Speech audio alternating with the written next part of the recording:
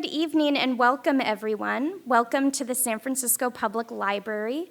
My name is Julianne Randolph, and I'm the small business librarian here at the San Francisco Public Library.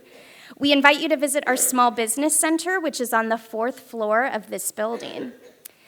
You can stay connected to our programs and other events by visiting our website, and you can also sign up for our monthly newsletter at the info table at the back.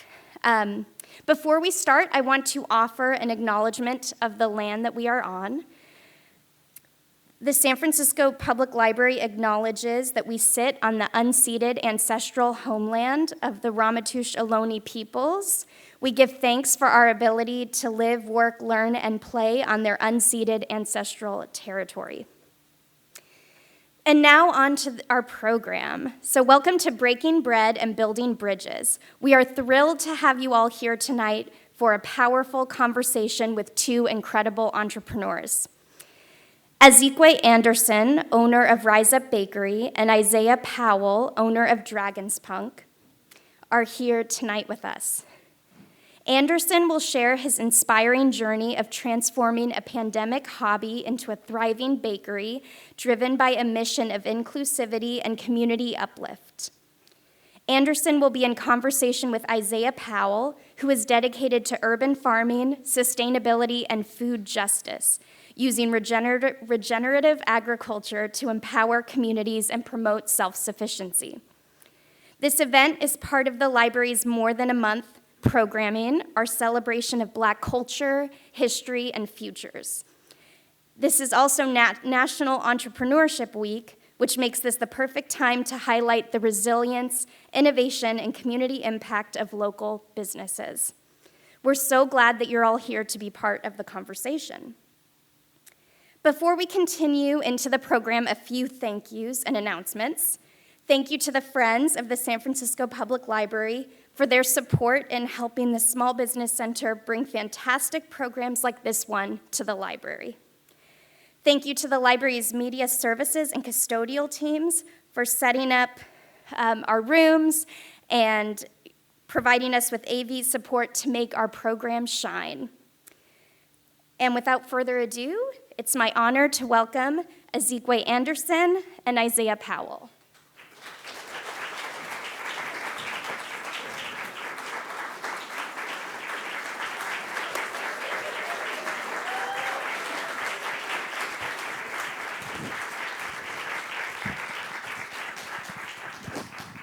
Hello, everyone.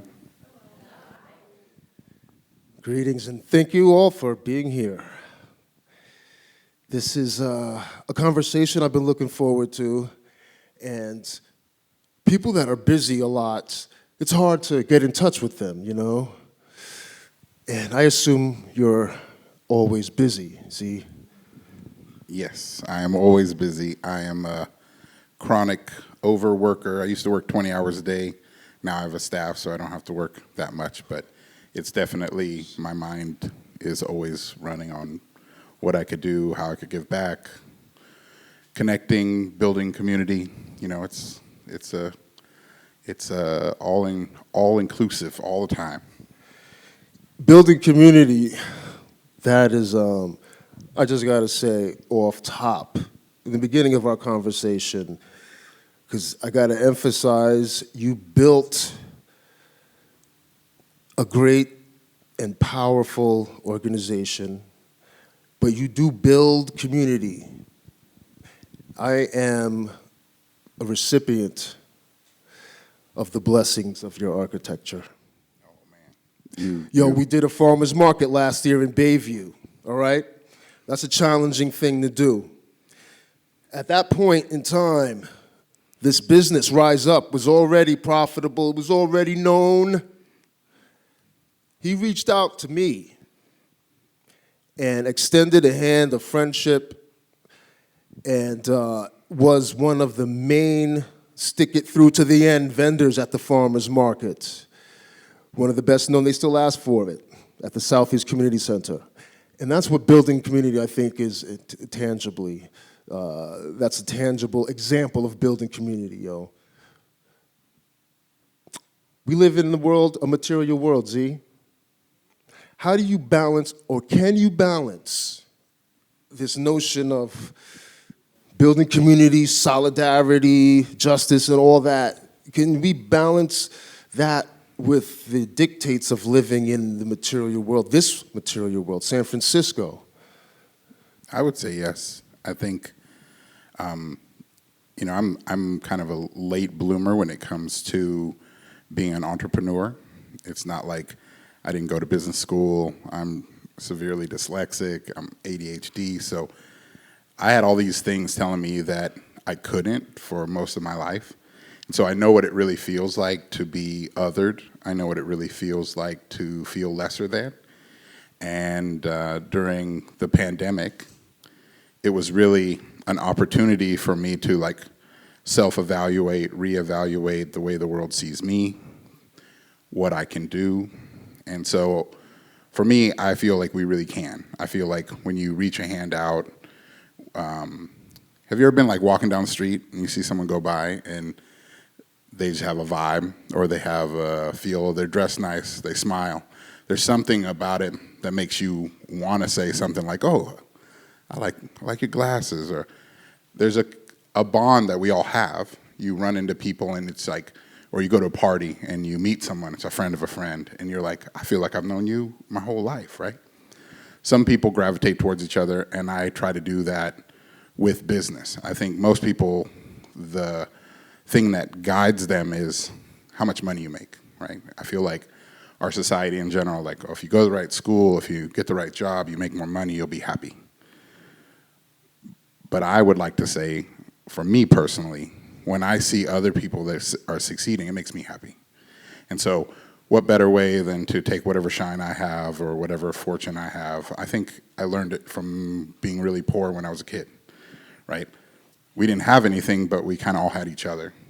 And so I'm like, well, wouldn't it be really cool if I could do that in business? Wouldn't it be really cool if I could do that with others that I see are working really hard? Because at the end of the day, everything that you're trying to do feels very similar to what I'm trying to do, which is make people feel seen, give back, right?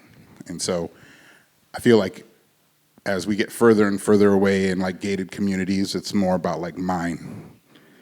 But I feel like when you're pressed up against everybody and everybody's kind of suffering together, you're like, you okay? You're like, I'm okay, we okay, right? So I just try to do that, but on a bigger scale now. How do you convince, well, let's talk about your employees. A key part in any successful operation of the size yours is, how do you attract the type of talent that you need? Well, me personally, I was an Instagram baker. So I started out in my house, in my little basement, doing Instagram lives to keep myself company because I would be working forever. And it always amazed me. I would put these little things up and all these little hearts would pop up. And I just realized, I'm like, oh, other people they're feeling this, and it's the share of energy, right? So I started to realize, even though I'm in this little room by myself doing my little thing, making my little 20 loaves, it meant something to someone else, right? So the thing about baking for me that made it really, really therapeutic was the thing that made me happy, the actual zen of doing it and getting lost in it, made other people happy, right? If I bake something beautiful and I hand it to you, you can't help but smile. And so as I learned this kind of solo lesson that if I put things out into the world, the things that I think are really beautiful, it attracts back, I just kind of kept with that. And I would reach out and be like, hey, if you're interested in trying to be a part of something like what you see here, reach out. And it really worked for me because the people that had been watching, they, somewhere in the back of their head, they're like, I wish I was a part of something like that. Because it's really hard, it's scary getting a big space and renting equipment or buying equipment and trying to start it all up. That's a big task. But if you can just show up and be surrounded by other people that are kind of like-minded that want to do it, that's more achievable. And so what I ask people is, if you show up and you care and you got decent work ethic and you want to be a part of something where you feel seen, come on in, you know? And, you know, I tell people I don't hire people because they need a job. I hire people that want to be a part of what we're doing, right? We give back, we raise, we donate. And by being a part of our family, you kind of have access and influence, right? Like if you come to me and say, hey, I saw this really cool thing, I think you should check it out. Like it feels really cool when you co-sign on something and then we go do it, right? So I think a lot of times people like try to hoard that for themselves. They're like, I'm the chef and I'm the important one, and I'm a very much of a we person, right? I know how hard it is to do what I did by myself, and now I know how incredible it is that I get to make beautiful things, teach people how to make beautiful things. They're doing it, I'm doing it. When they need me, I'm there. When I need them, they're there. And I can be in more places at once now. I can be here and things are still happening, right? So I think the respect that goes along with that, and it's not me, it's us, I think is a key part of what we offer as our community and as Rize Up as a place. And how many employees do you have right now? I think we're right about 40 now. Wow, dude. Yeah. But So you started during COVID. yes, started at the beginning of COVID. I never worked in a bakery. I was an aspiring chef. So like if you wanted to have a party at your house and I could do like a 7-course meal with wine pairing, I would load in and I would serve up to about 24 people. I was a private chef. Oh, nice. And then the beginning of the pandemic happened and that just was like, pfft. And then I was at home trying to make sure my kids were on their Zoom meetings. It went from, get off your iPad, you shouldn't be on the iPad, to, why ain't you on the iPad? You're supposed to be on the iPad. So, yeah, I did that. And then I started a text thread, or I was a part of a text thread that was all like quarantine meals and like all about food and trying to keep community, right? Because we couldn't see each other, we couldn't meet up. Everybody felt isolated. So, you know, this is how you reverse steer a steak. This is how you make pasta from scratch. We were like sending things back and forth. And inevitably, it turned into making sourdough. Like, I'm pretty sure 3/4 of the people here, I'm gonna make sourdough. And I just was like, I don't bake, right? I tell people all the time, I know there are other black bakers in the world. I had somebody one time, I said, I had never seen a black baker, and they're like, well, you know they do exist. And I'm like, yeah, now I do, now I know. But I had never seen it growing up. I'd never seen an artisan baker that make sourdough bread that was like known or had a book or anything like that. So, and it was just way off my radar, right? A lot of the things that I do now and a lot of things I'm really interested in, I was always told I couldn't do, right? There was this weird thing of like blackness and this monolith of like, we don't do that. And I was kind of like, we don't? Wait a minute. Actually, on that, let's take it even before the bread, because you are a professional skateboarder. Rollerblader. Rollerblader. Distinction. True. Distinction. True. Actually, I used to rollerblade. I never did roller skating, but yeah. But yo. I used to like jump on handrails and do flips. I was a lot thinner then. Yo, how did you get into that? Because that traditionally, when we were growing up, you didn't think of blacks doing that too tough. No. Well, and that's the thing is I was raised in predominantly white areas, and I was most time like one of 2 or 4 black kids at all in the school. So the identity of where I was supposed to be or who I was supposed to be or what I could be or what we don't do or what you're not supposed to do was very, I mean, it's like, I think everybody goes through it through, you know, being a teenager of like, you know, I'm good at math or I'm not good at math or where can I go or where can I go to college, or people start having thoughts. But there was a lot of like, no, you don't do that, right?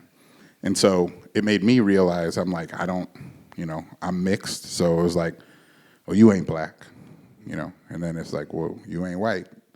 So I didn't. There was a lot of time where I was trying to figure that out, right? And as I got older, I just started kind of being like, well, I should obviously follow my heart and do things that I love to do. I was an athlete. I was very athletic, so there was a moment where I was a gymnast. There was a moment where I was a professional skater. So most of the things I think I have been, I've always been like I'm the only one, right? But in doing it, as I've grown, I started to realize that representation really does matter, right? Like, so if I show up just by me being there, it's kind of like the amount of times that people have come to get bread. I had people come and they're like, I need to talk to the boss. And I'm like, that's me. But there's just a perception that like I couldn't be, right? Or like, you know, I watch the way people switch, you know, like their whole intention switches if they don't know who I am. And I think it's kind of funny because I got like, you know, blackface on the bag and you know, stuff on the back and stuff. And so every once in a while people will be like, what? And I'm like, yeah, it says right there on the thing, you know. But I feel like we do represent more than, like, my whole thing is I want our inclusions. I say our inclusions. When you put stuff in the bread, it's an inclusion.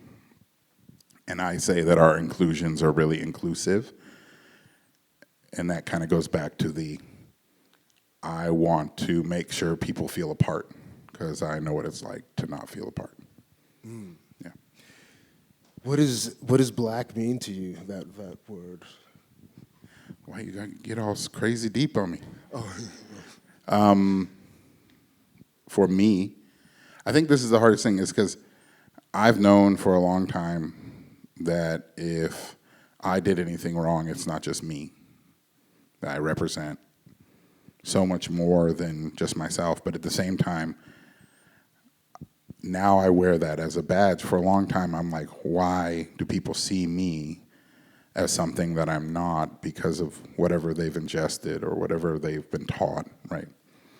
So when I was younger, there was a lot of frustration, anger, you know, sadness around my blackness and how that fit into the world, right? And now, especially after all the things that have been going on since the pandemic for me personally, like I've really accepted my power of my blackness and how beautiful that is and how that can change people and enlighten people around me, and I can use it to make people question status quo or question themselves or question what it means to them, right? I'm always inherently going to be my beautiful self, and what people heap on me about what they think, that's more about them than it is about me, and I finally know that. Dig it. Yes, yes. When you were first learning to do the rollerblading, right?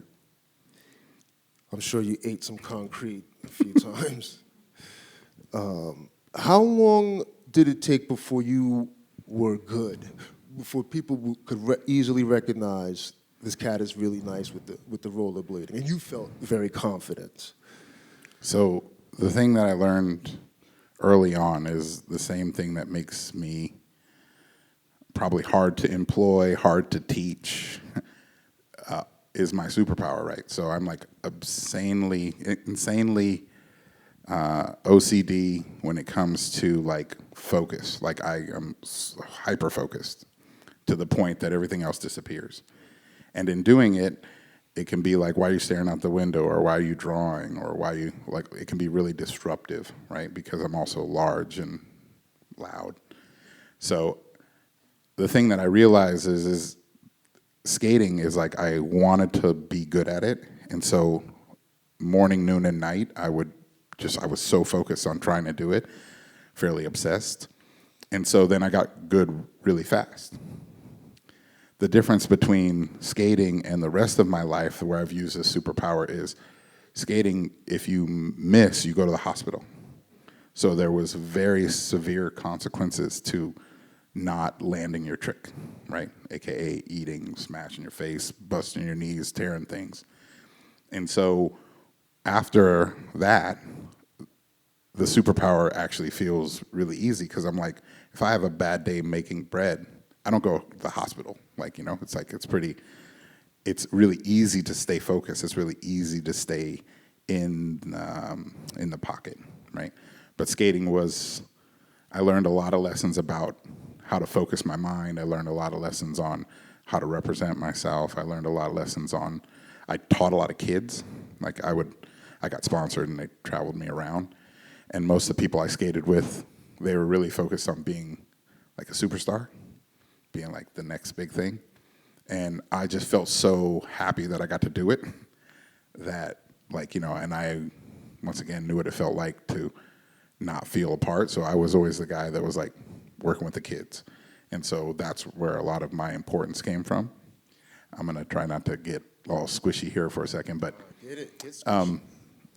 not too long ago, I was teaching a bunch of kids. They came for a field trip, and one of my staff members, who was fairly new, said, "Man, you're really good with kids. Like I wouldn't have known that, right? Like he didn't know that I was good at teaching with kids."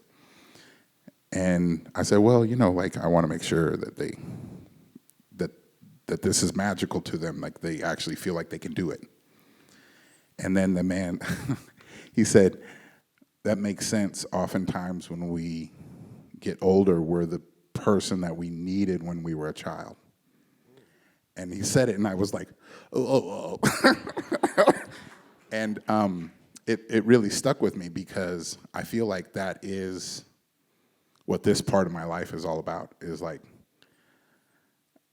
I had teachers telling me I would never amount to anything. I had, amount of times I was either pulled over or pulled out of cars because they didn't think I should be driving it, or I was in the wrong place. Like, I just kept getting this, "You're not okay, we don't want you here" thing, And I just remember thinking, like, I was just so angry that it was like, why did this keep happening, right? Like, I haven't done anything, it's not fair.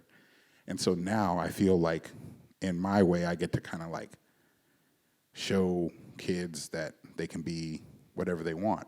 If you would have told me that I would wake up at 3 or 2:30 in the morning to be to work by 3 and be like happy and excited all day, like no way in the world. But it just, a little bit of time and finding where you fit in and finding what you're good at, like it changes your world. And I want to share that with whoever will listen. Wow.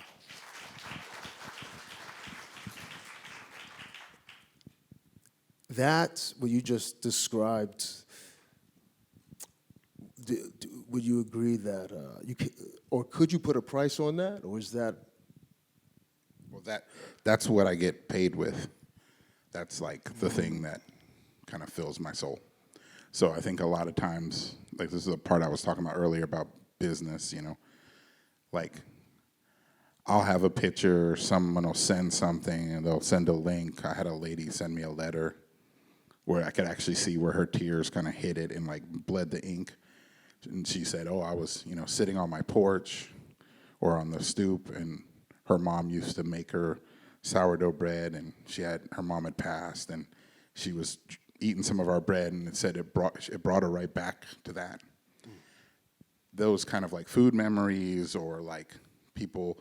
I had this nice lady where I like showed up to deliver her masala loaf, and she was Indian, and when I handed her the loaf, all of a sudden she realized it was me, like the actual owner of the bakery, because one of my guys called out sick. I handed her the loaf, and she's like, "What? But you're the guy here." I was like, "Yeah, I'm the guy."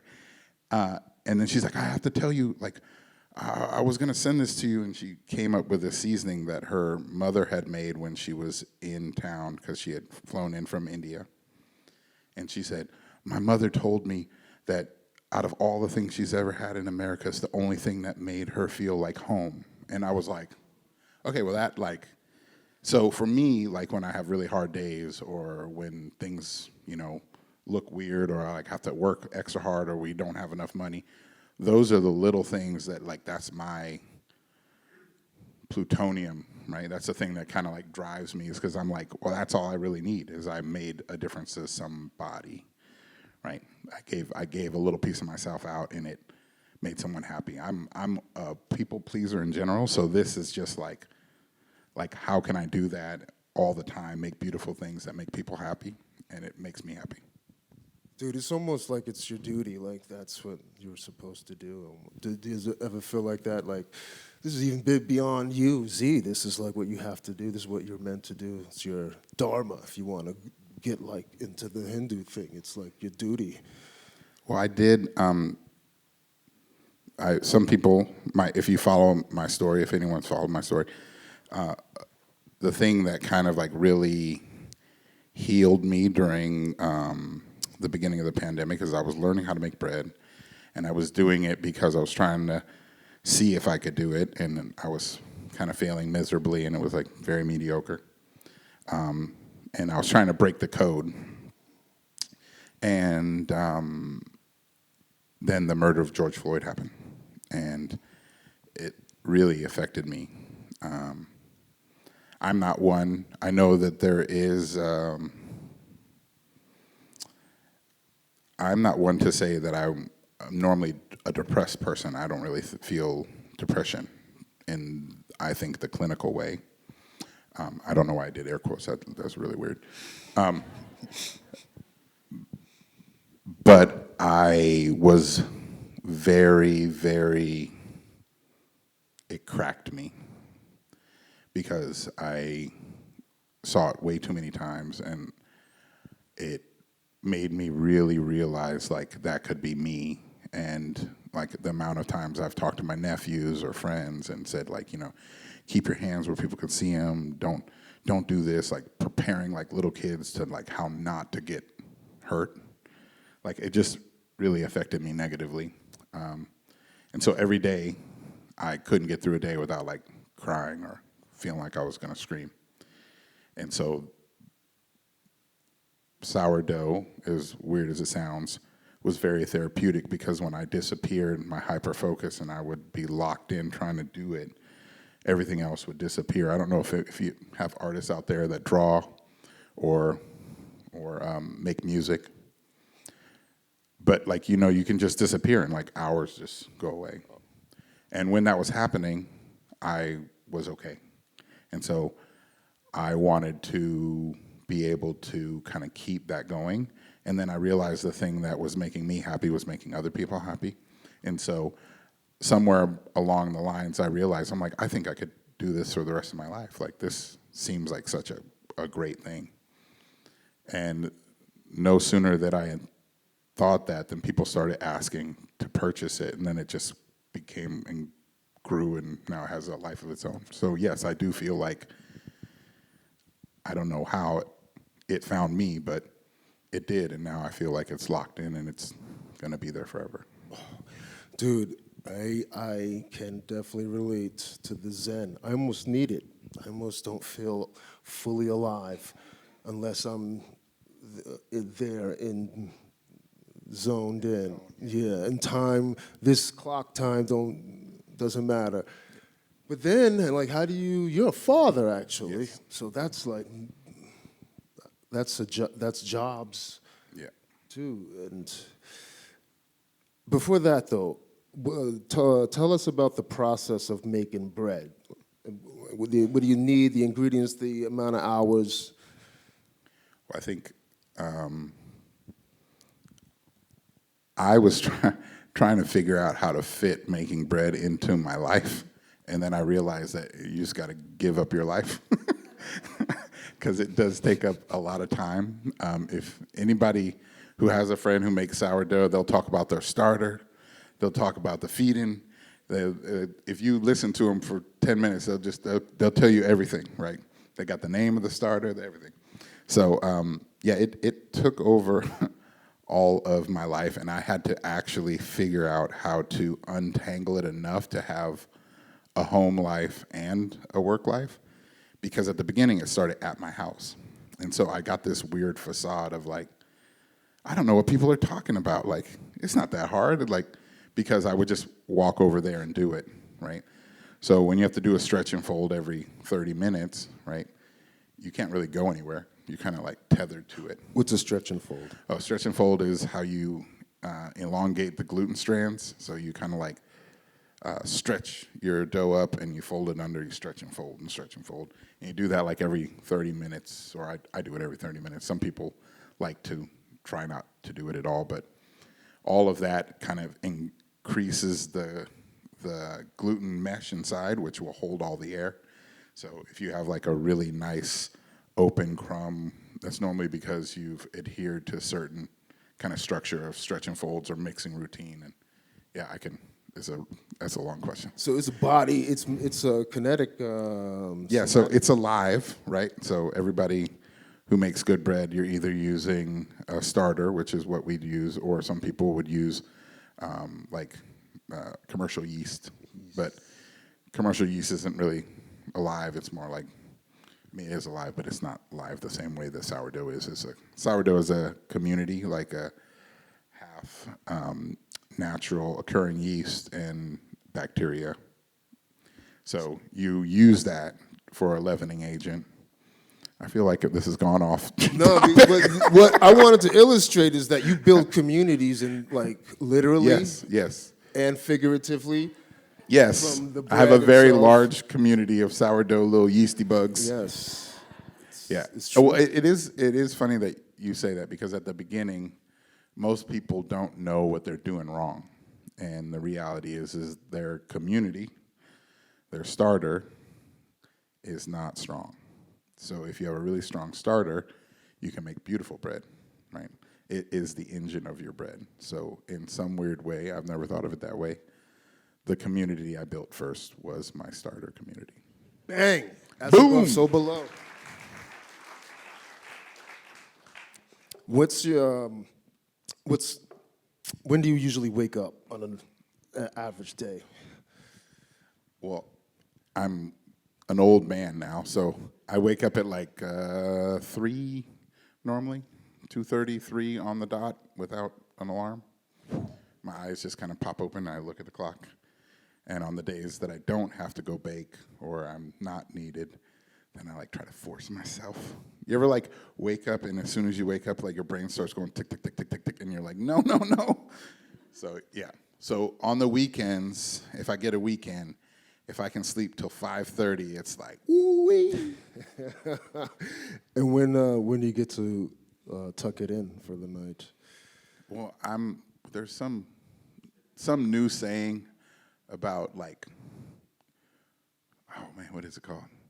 It's like, even though it's bad for you, it's like revenge. It's like a revenge, like you stay up because you know that you're not. I used to be like a stay up till 2 a.m. guy, and now I'm a wake up at 3 a.m. guy. So there's somewhere in there where every once in a while, my body just goes, no, you shouldn't go sleep at 8 o'clock. And then it'll just try to stay up. And so I think a crazy night for me is like 10:30. Wow. But then I suffer the next day. So, yeah. I can get by. They say you're supposed to get 8 hours of sleep. I can get by on about 3.5 to 5 is like pretty regular. But it's not good for my health. The doctor told me it's not good for my health. So you guys will me to sleep a little bit more. And it'll be awesome. Or keep them awake with more business. No. Do you believe that businesses have to expand? Is that just a natural law of? I don't know that much about business, to be honest. What? Yes, I've got this condition where I think I can, if I work hard, I can just do it. But like, I didn't go to business school. I don't know like all the stuff, like, when it comes to making sure you pay taxes. I'm horrible at that stuff. That's how I have to pay someone to do it. When it comes to all the filing, all the city stuff, like, you want to see my skin crawl? Just put me in the office and make me fill out paperwork. I'm literally like, That's torture.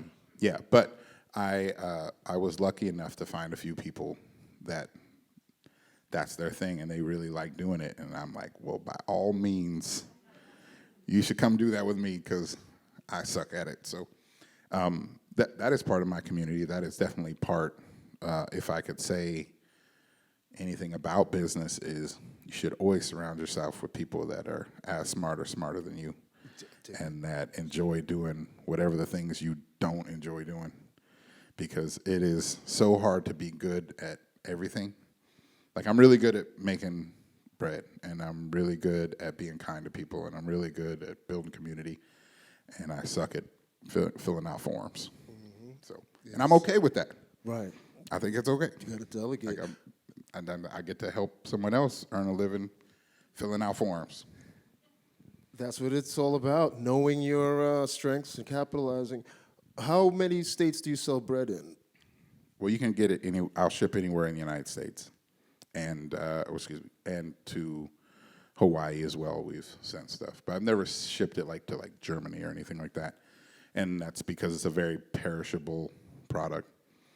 So we bake it, it cools. The moment it cools, we pack it. Then we put it into a Ziploc bag. Then we FedEx it about an hour and a half later, and it gets to people anywhere in the United States in 2 days. And I would suggest to most people to find a local baker that they really want to support and support a local baker. But there are a lot of places that don't do the kind of bread that we do. And there's a lot of people that want to share what we do with their loved ones somewhere else. So we've made that possible. That was actually one of the things that I think really made it possible. I had a friend, or not a friend, now he's my friend, acquaintance out in Brooklyn, and he wanted me to ship him some bread during the pandemic, like right at the very beginning, before I even said I was a company. And I went there. I was like, nah, man, it's going to be bad. It's going to go moldy or something, And he was like, man, it's my money. Just send me the bread. So I was like, okay. So I went to FedEx, and right before I sent it, I took a picture, because I was kind of documenting everything. And I said, I can't believe somebody's paying me to send them bread. And I posted it and went to sleep.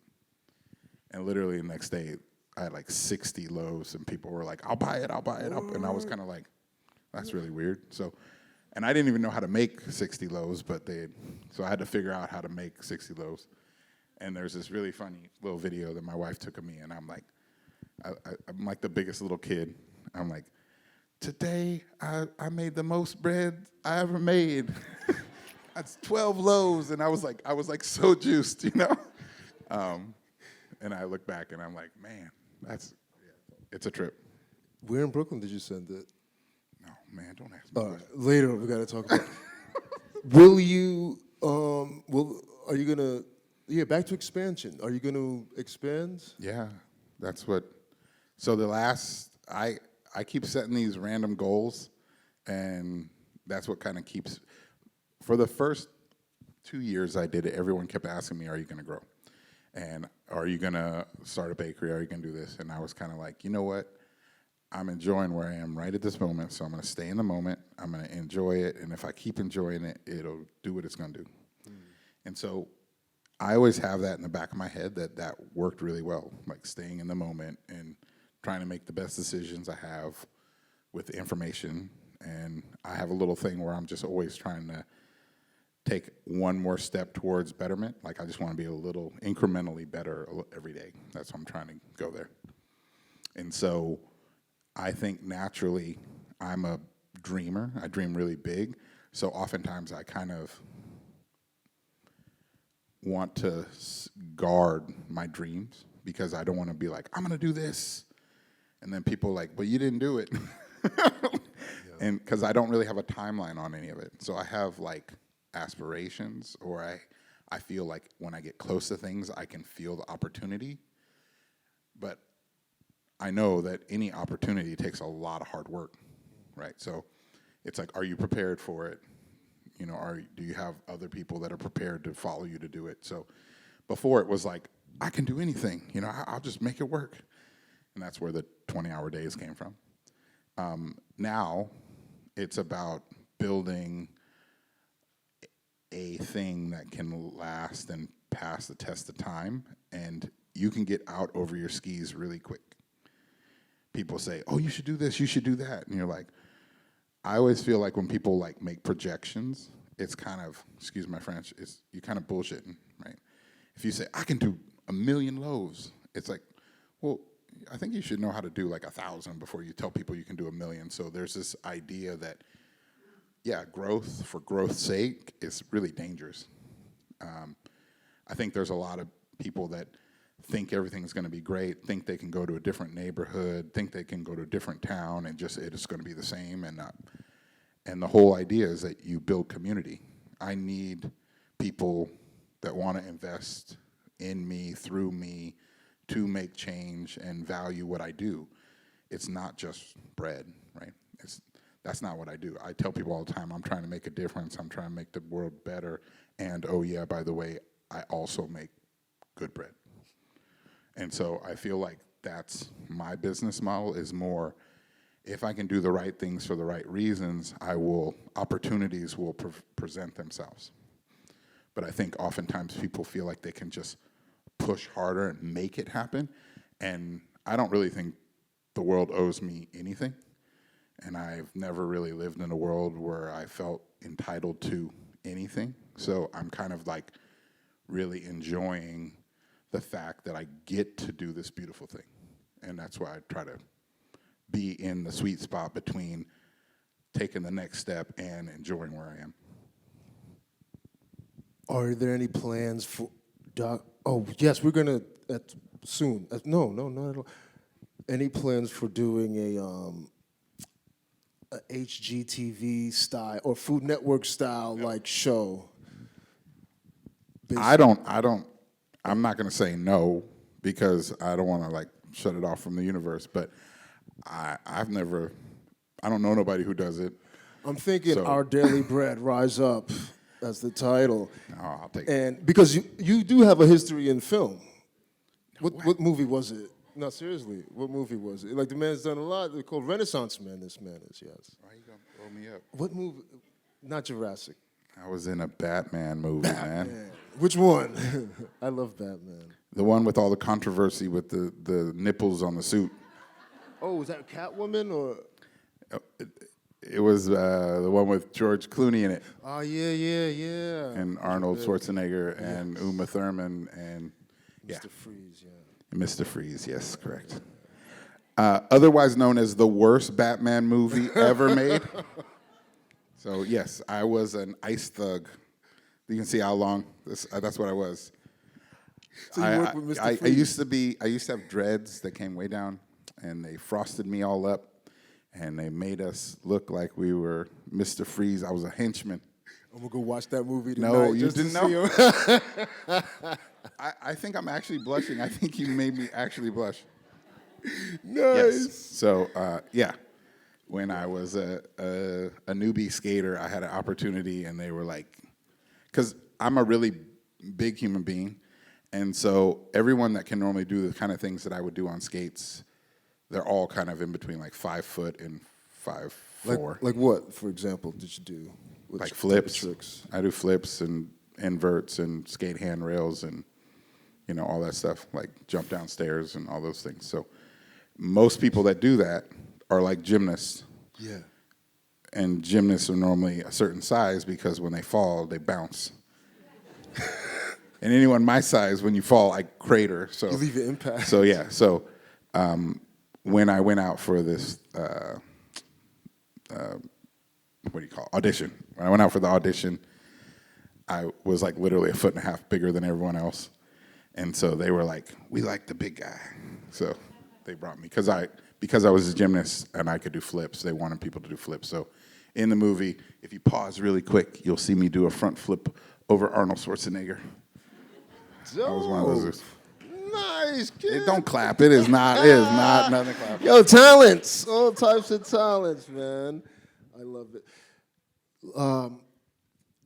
Would you accept if someone was interested in investing in Rize Up? No, I'm joking. I was gonna say, if the BlackRock was gonna get into like food distribution or something, or I thought you were gonna ask me would I sell it. I was gonna say hard no. Oh, but you'd accept the money. I would like to think that anybody would like to partner with me would be to align ourselves to be able to make a difference. So I feel like there's a difference between investing. I think most investors invest because they want to make money, right? Right. And so that's not my main thing, right? So at the beginning, I had people that were like, hey, you're doing something pretty good. We want to invest. And I didn't want to sell off any part of my company because I didn't want to be beholden to someone who thought differently than me. And oftentimes people with money, they want to make money. And so their main focus is you got to do the things to make money. And that's not what I'm doing it for.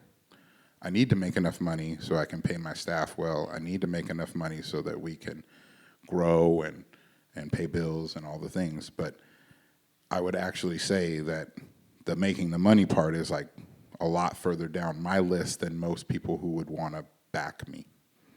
And so I don't want people to tell me, you need to use worse flour, or you need to sell the bread in plastic so that it'll last 4 days longer. So you need to put these chemicals in it so that it'll have a better shelf life. I don't want anyone telling me that that's a good idea because I know it's not, right? So I've picked a hard thing to do that's expensive to do, and the whole idea is I want to do it beautifully, I want to do it well, and I want people to value that, and the people that want to back that up buy the kind of bread that we make, right? If you want, I won't call it arguments, I've had discussions where people have walked up and said, your stuff is too expensive, I can buy it down the street for cheaper, and I'm like, no, you can't, because I know how hard it is to make it.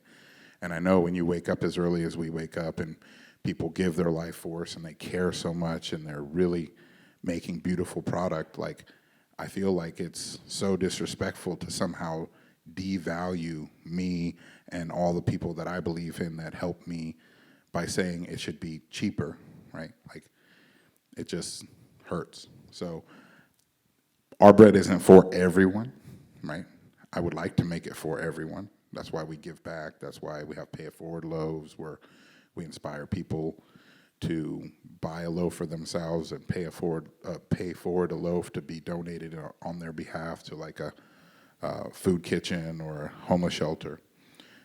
We do a lot of those things because it's hard to balance wanting to maintain a really high level of integrity and use really good ingredients and pay your staff well, and at the same time outprice part of the community that you would like to serve.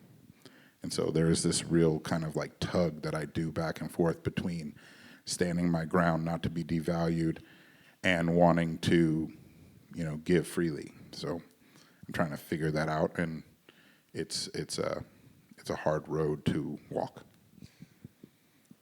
What, if you can remember back to the robbery, what was the first emotion that you felt when you learned that your place of business, which I assume the rent over there is probably exorbitant, must be really high. What was the first emotion you felt?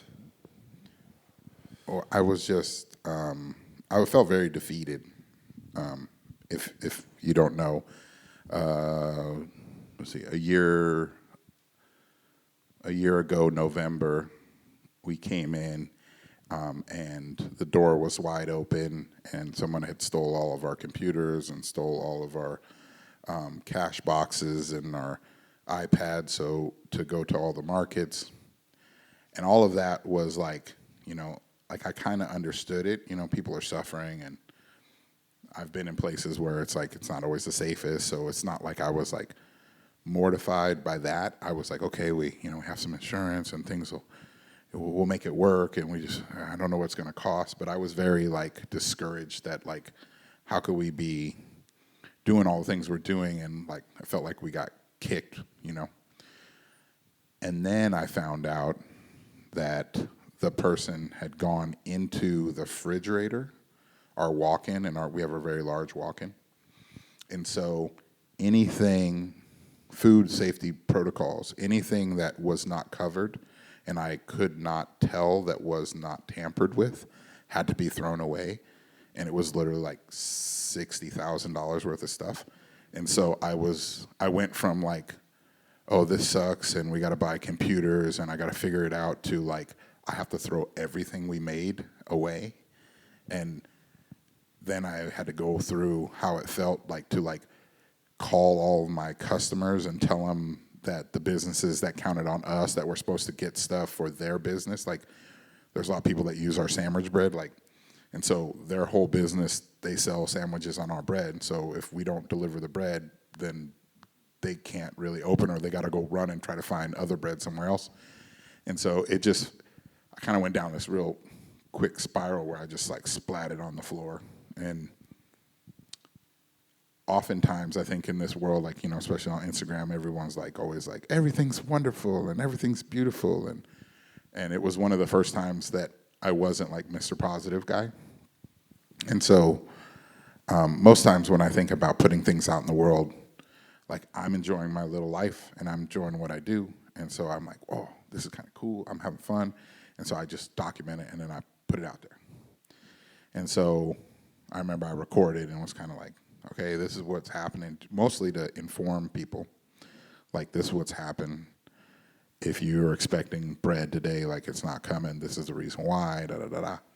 But yeah, I was like crying and felt all a mess. And then one of the most miraculous things happened, which is the outpouring from the community of people that like had our backs. And like, you put things out to the world and you hope you're making some kind of a dent and people care. And then all of a sudden it like was like a tsunami of people caring about us. Like, other chefs would bring us food because they knew we were working all night. Had a bunch of people bring us like coffee, like basically like showing love and being like, hey, we're so sorry this happened. And that is actually what kind of pulled me up and out, is because I'm like, well, if they believe in us that much and they got our backs, then I can get over myself. And then I just focused and we pulled ourselves up and out. And there was a bunch of people that donated to us. And it definitely made up for the shortfall of like what the insurance. I'm not a real big fan of insurance, and I'm even less of a fan after the thing is like, oh, you lost that? Well, here's $5. I was kind of like, that's not going to do anything. So yeah, so I've never really had a great relationship with insurance. So I had less of a great relationship after the event, but our community kind of like made up for all that. So it was really, really good. And it spurred us forward. And I really felt like it was really cool to see people that had worked all day say, it's okay, I'll work my overtime, I'll come in early so that we can get everything going again. Because we make things not for tomorrow, we make things 3 days in advance. And so there was basically like, 1,000-something loaves that were all made that we had to throw away, and then we had to like do them again. And as a small business, I didn't really know that I needed to plan for that. So when that happened, all of a sudden you're like, okay, well, I have to buy all the stuff again. I have to get it here next day. I have to do this. It was a lot. Wow, dude. I mean, it's a miraculous recovery. I guess you succeeded in building. The karmic thing came back to you, because that would have wiped out a lot of other organizations. When you're small, it's hard to bounce back from something like that. How do you think they were able to get in? We have a roll-up door, and I didn't realize this, but I guess you can push a roll-up door really hard and it'll pop. And so they just walked straight in, did whatever they were doing, and walked straight out. And these are things like, we didn't have like an alarm, we didn't have any cameras, like we didn't have any of the things. So it was just really like, and it's hard not to feel like, I felt like I did everything wrong. I was like, oh, I guess I should have bought those things, or I'm not really afraid of people. Like, I don't really walk around thinking, oh, I don't want to be afraid of people. I need to protect all the stuff. Like, that's not really my MO. So we have people all the time that walk by, and we give food out to people, bread people, basically anyone who asks, we give out bread every day. And so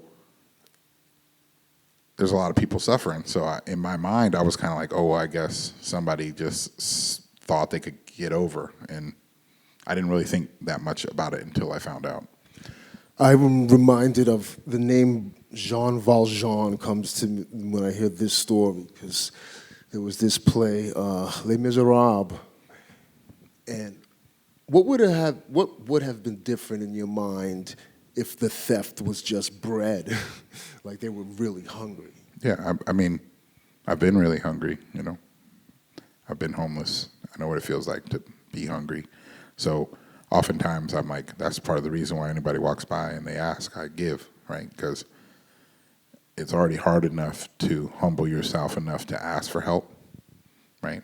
And I think the last thing that you need on top of being in a place where you have to reach out to a perfect stranger and hope that they care enough about your own humanity to like help you is to be made to feel lesser than on top of it. So yeah, I think that was kind of how I was going through. It was like, okay, well, stuff happens, It was this can actually put us out of business. I don't have that kind of money. This is a lot. That was the part where I was like, and like I don't like throwing any food away. Like I tell people all the time, like I'm not making bread, I'm making your loaf of bread, right? We make exactly what is sold, right? So if I burn a loaf, somebody doesn't get a loaf, right? So I make sure that everyone who makes bread for us knows that this loaf that you're touching is going to someone who's going to make them happy. Like, I think when people devalue it and it turns into a commodity, they just make lots of stuff and they're like, I hope it sells. And if it doesn't sell, they throw it away. I'm like, well, if you don't care about it, why would your customers care about it? If you don't care about it, why would your staff care about it? It just becomes a thing. It's like, oh yeah, I make these things, right? Where if I made you a special loaf and I handed you a loaf, there's like an exchange. Like I know what it took to make it. And when I give it to you, you knew what it took. And you're kind of like, I don't know if anyone ever given you something special, like they made you a vase or they make you a cup. And it's like, oh, I made this for you. Like that's like different than like some machine like spit it out, right? So it's hard to explain how it feels this way and how important it feels going this way, but that's what I want people to feel is like we took all this care and made something and it's like, here's this beautiful thing that I hope makes you happy. How would you retain that if you did expand like all over the country? How do you keep it's just really expensive because we have to train people from the ground up to feel like that, to think like that, to buy into that's what they're doing, So it is a very intensive thing that we do. How do you feel about the notion, there's talk of minimum wage, right? And then people might say, oh, if you raise the minimum wage, then it's going to be more expensive for us. What do you think that says about the citizenry and empathy and understanding each other? I think oftentimes, like I was saying, as we get further and further apart, it gets hard. People just are sometimes, it's like a slippery slope, right? Because of course people need to be concerned with themselves, right? Like you need to take ownership for yourself. You need to try your best to do your best. You're trying to, not slip. When you're close to the bottom, it's like, okay, well, like, you have missed one paycheck and you're like, it's gone. So I understand the natural inclination to want to protect yourself, want to provide for yourself and your family. But I don't understand why people always think it's got to be at the expense of someone else, right? That's the part that never really, I don't understand that. Like, I would like to see you succeed, right? Like, you succeeding does not mean me failing. I just don't understand it. So when they say, oh, minimum wage, I'm like, shoot, like, of course I want people to be able to pay their rent. Of course I want people to be able to buy food. Like, why would you want to have your success or what you're doing somehow dictated by how bad someone else is doing? Like, it just doesn't really make sense to me. It's a horrible paradigm, I think, too, yeah. So, yes. We got some minutes. Oh, wow. That was fast. So are we,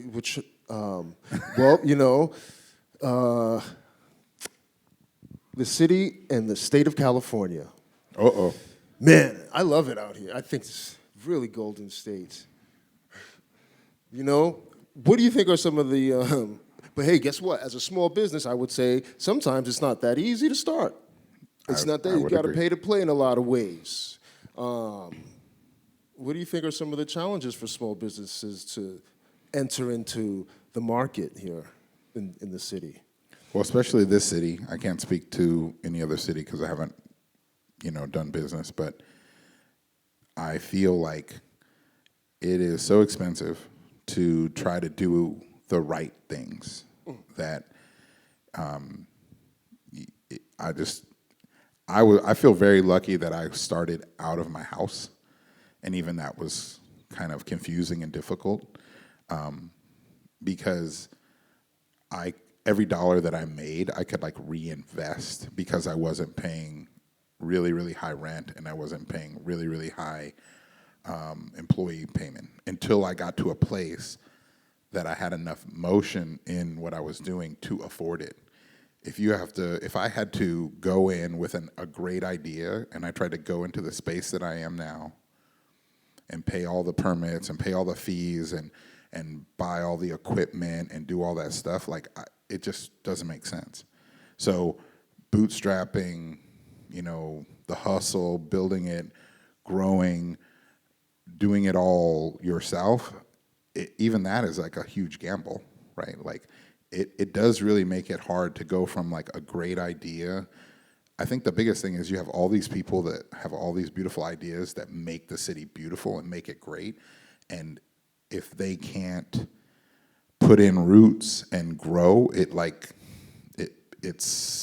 makes the city less important, right? Like, wouldn't you like to go to like the cool spot that started at somebody's house that they really loved it and they do it and you walk in, you can tell how much they love it. Like, that's the spot I want to go to. But if the only people that can get in are like a Starbucks because they've got $1 billion, then it changes the vibe of our city. So I'm just trying to make sure that I support and have community and do collaborations with other small businesses that otherwise, maybe the $5,000 that I invest by doing the collaboration with them, that might be the difference between them giving up and not, right? So that's why I was talking earlier about trying to give shine and show people, as we grow, we're like, hey, it's cool for me to go, hey, check me out. It's a lot cooler if you tell people to check me out, right? It's cool if they say, hey, check me out. It's a lot cooler if I say, hey, if you like me, maybe you might like volcano kimchi, or you might like, shared cultures, right? Like working with other people who really are going to benefit if it works. That's the having each other's back thing. Oh, man, word, yes, that is worthy of that. And you demonstrate that through actions. We'll talk about ube bread.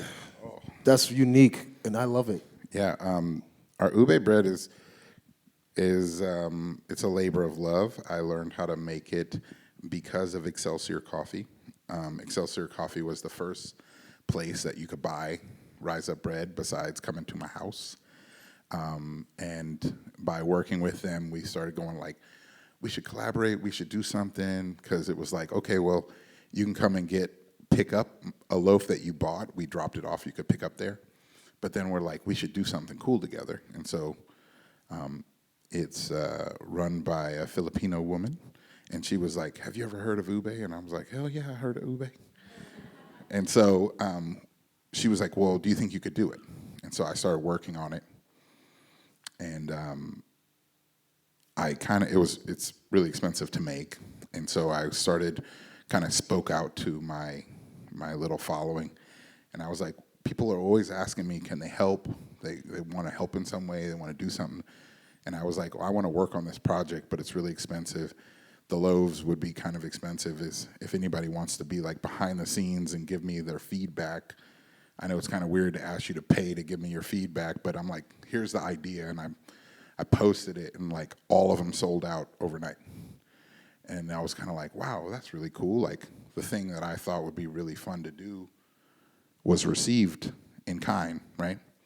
And so then I made 24 loaves, and they were really beautiful. They had all this marbling because I laminated the ube dough with the other dough, and I was just making it up as I went. I had no idea what I was doing.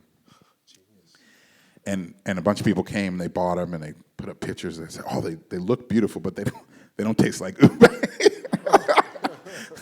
And I was like, "Okay." And so then I tried again with the marble, and then I tried, and it took me like 20 iterations. I tried it 20 times until I was like, "Okay, this is like the ube loaf," because I based it off of a potato bread, because ube is a Filipino potato, a sweet potato. And so I basically used the concept of a potato bread and mixed it. So the potato and the starch in the potato makes it a little bit softer, except ube actually has all these things. They make ube halaya, and I was taught how to make that, and that basically has coconut milk, and it has all this stuff in it. And so you make this like thick kind of like mashed potato, this big purple mashed potato.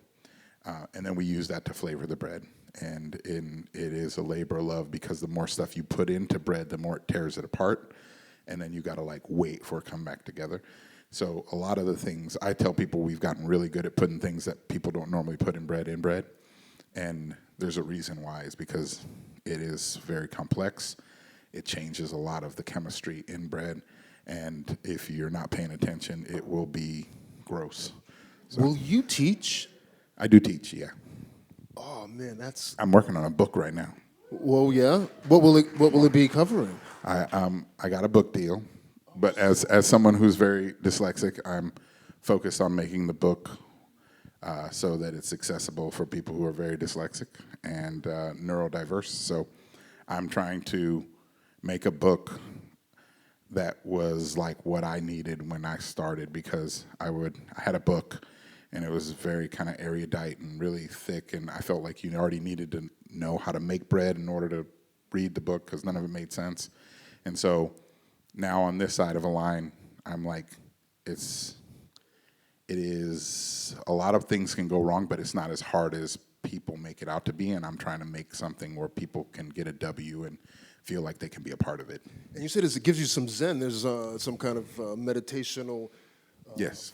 To the process of it. I mean, you have to care. This is going to sound a little weird. You have to care a lot about it. You can't. It's not about you. You have to, like, you're taking care of it. So you have to, like, understand what you're trying to do, know what it needs. It's like a little Tamagotchi. Like, you feed it, and it does the things you want. And if you take good care of it, it's wonderful. Zia, I got to tell you. So I recently learned using yeast. Yes. Active yeast, and making it multiply by feeding it. I feed it brown sugar. Mm-hmm. Making them multiply, feeding them. That's all I'm going to say, because this is such a powerful. Do your own research, but I think the process of making bread will be a gateway into many other fields of study. I would love to see you teach that. It's 7:18 right now. I know the time. Went really fast. Yo, Laz, what do you think? Or let me say it like this. Did you feel at all betrayed when the big companies that were lauded and celebrated, they came with some nice cushy deals too, maybe. And then they left. And they left the city. Do you feel that was betrayal, or just a normal way of doing business? Well, I didn't feel betrayed, but I feel like it opens opportunities for others to fill the void. Bam! So the thing that I started to get into a little bit of an argument online. I realized I'm like, I should not invite the crazy, so I just slowly moonwalked out of the room. But I realized that, like if Macy wants to be here or not here, it's not because they love San Francisco, it's because San Francisco has abundance and they could make profit. And so when they decide to pick up and leave, some people think it makes San Francisco less important, but the reality is San Francisco has always been San Francisco. And it's the weird and the crazy and the cool and the dedicated, and the people that truly love it are going to fill that void. So yes, if you came here to San Francisco and you think San Francisco is Macy's and Louis Vuitton, then you don't know San Francisco. So I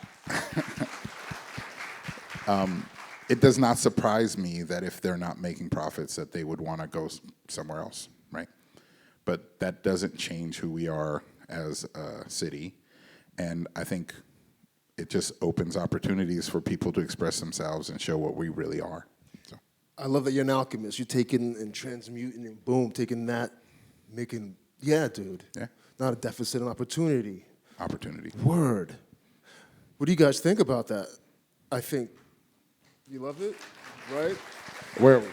Yup. Okay. Let's take some questions. All right, you get first.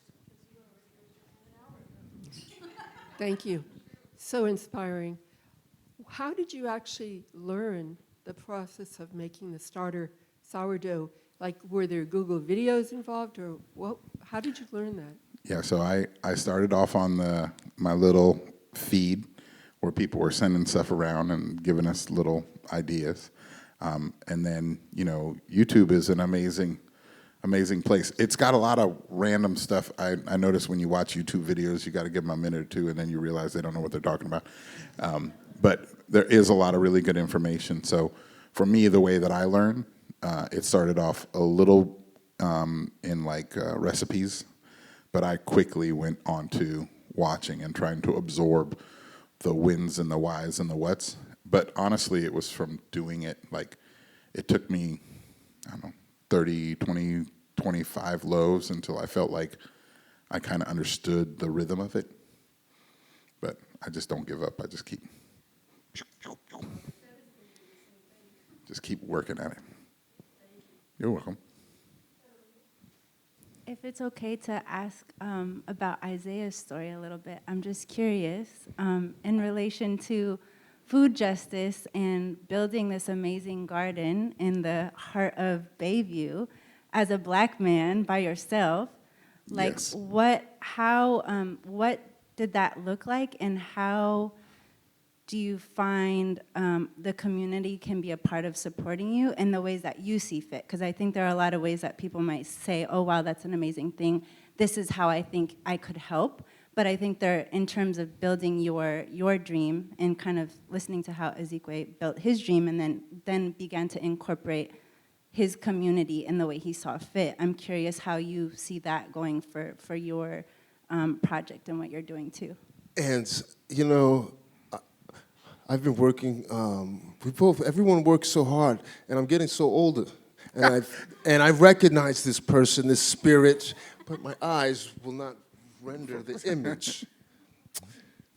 I'll see you afterwards, but I can't see her. See? My goodness!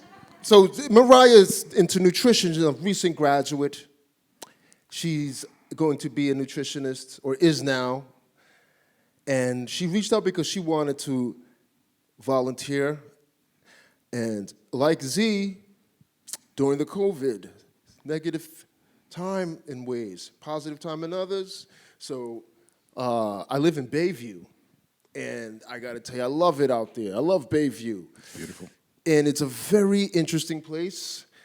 And the Ohlone, the natives who lived here, because Bayview, you can grow watermelons in the summertime, actual fact. You can grow oranges right now. And it is the place where the last farm of San Francisco was, you see. Now it's very industrial, Hunter's Point, there's the Hunter's Point Lodge. Because there was so much fowl, so much birds, flora, fauna, all that in great abundance. We're very close to the San Bruno. This is biodiversity crazy. I say that to illustrate the irony or the perverse paradox that it's a heavily polluted area. When they dropped the bomb on Japan, it left from Bayview, the naval station, you see. Then when they brought the ships back to deconstruct the ships, it was in Bayview. But that wasn't the only pollution. They have Butchertown. They call it Butchertown because everybody would go there to do the slaughtering. And then when they slaughter the animals, they put the viscera all up in the creek. Even to this day, right now, in 2024, Mission Creek is being polluted.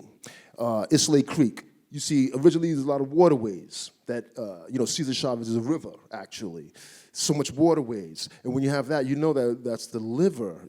The liver of the biosystem is the filtering out. So it's a really perverse paradox that, sewage empties in the bay where so it held spiritual significance, you know what I mean? And I was just really fascinated by the history there, but it's polluted there. But there's lead everywhere, and there's some horrible stuff that can be remedied, I believe. I believe that. Because in 2007 in this city, Busan, there was an oil spill in the bay, and they used the blue oyster to great effect. Scientists in the institution are kind of behind. They're just not catching up. Unfortunately, they have the mass spectrometers, they have the equipment and all that. But back to Bayview. Bayview.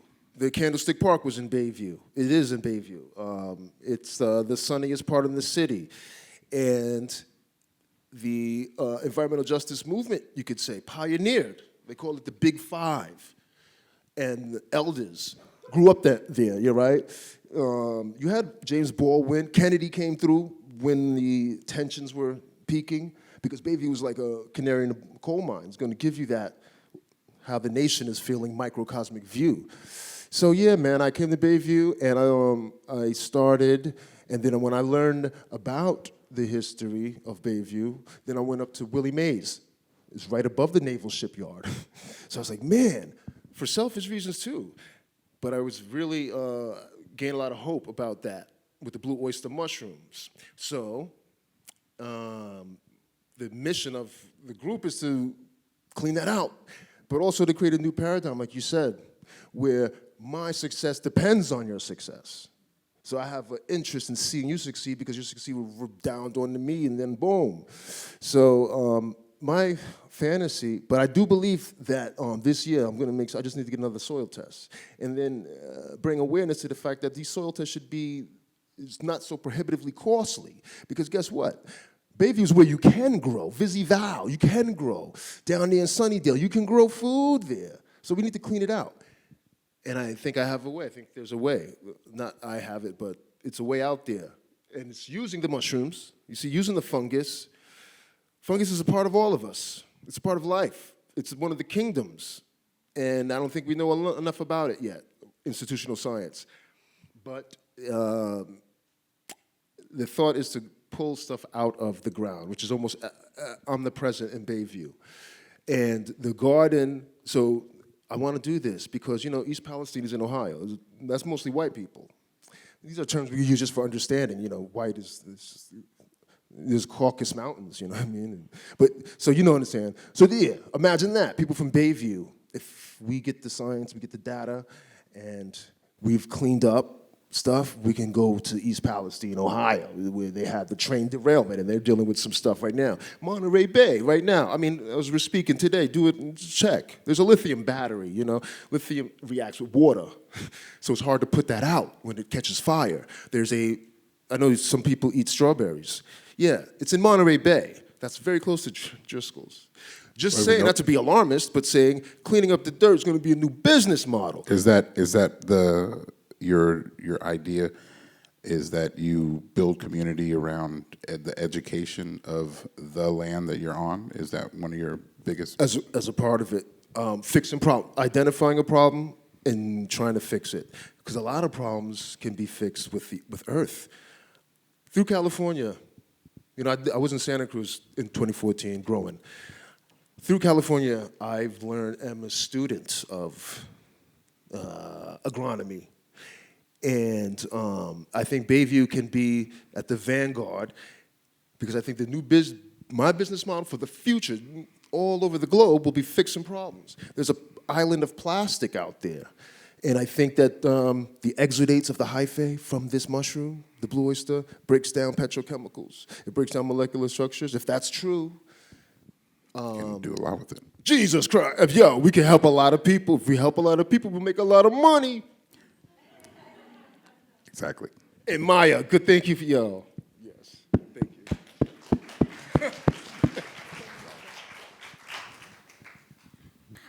Thank you so much, everyone, for being a part of our event tonight, and a huge thank you to Azikiwee, Anderson, and Isaiah Powell for sharing their incredible journeys, insights, and passion for community sustainability and entrepreneurship.